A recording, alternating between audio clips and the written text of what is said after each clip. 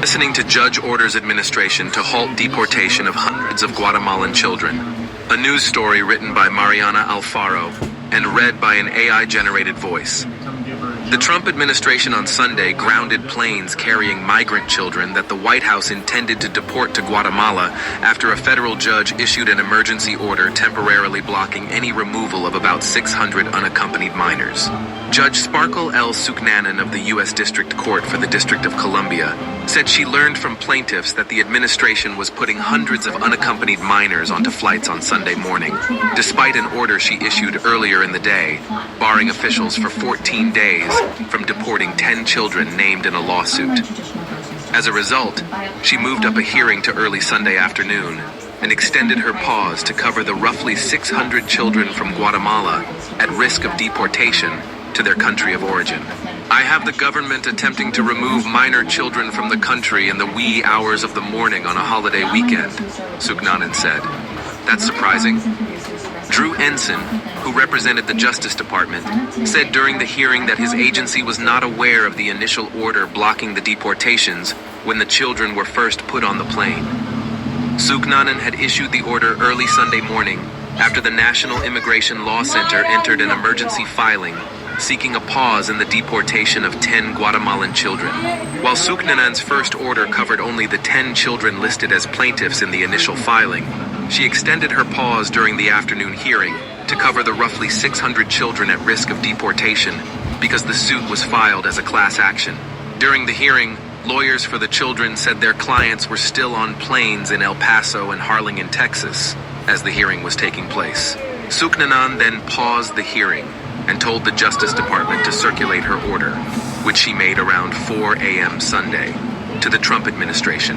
At the hearing, the judge said that she tried reaching Justice Department representatives early Sunday to let them know about the National Immigration Law Center's emergency filing but didn't get a response. Ensign responded that the planes were being halted and would not leave the U.S. while the judge's order stands.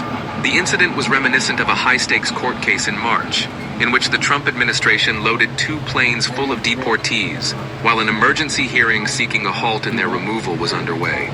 The National Immigration Law Center argued in its initial filing that the administration's actions violated the Constitution, as well as long-standing protections under the Trafficking Victims Protection Reauthorization Act. The Constitution and federal laws provide robust protections to unaccompanied minors, specifically because of the unique risks they face.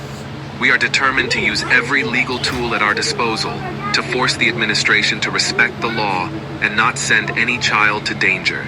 Efren C. Olivares, the center's vice president of litigation and legal strategy, said in a statement. He also criticized the administration's pursuit of the deportation of young children. It is a dark and dangerous moment for this country when our government chooses to target orphaned 10-year-olds and denies them their most basic legal right to present their case before an immigration judge, Olivares added. The White House and the Department of Homeland Security did not immediately respond to a request for comment on the case.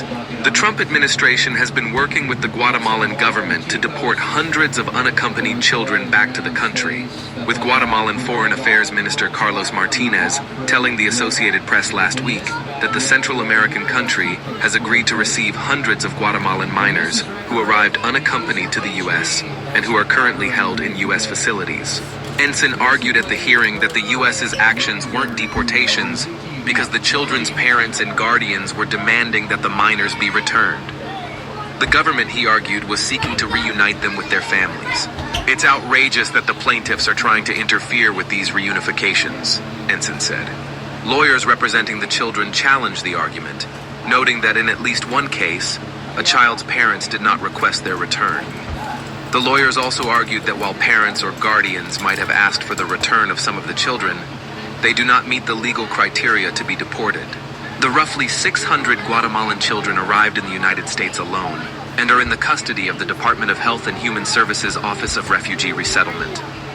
According to lawyers for the children, the administration was preparing to send them back to Guatemala without notice or a chance to contest their deportations. In some cases, abruptly halting their pending immigration proceedings. These children have not had their day in court. Many of them have expressed fear of returning to Guatemala because of violence, abuse, neglect, or human trafficking, Lindsay Tochalowski, President and CEO of Immigrant Defenders Law Center, said in a statement. All of them have a right to pursue legal relief and seek safety in the United States.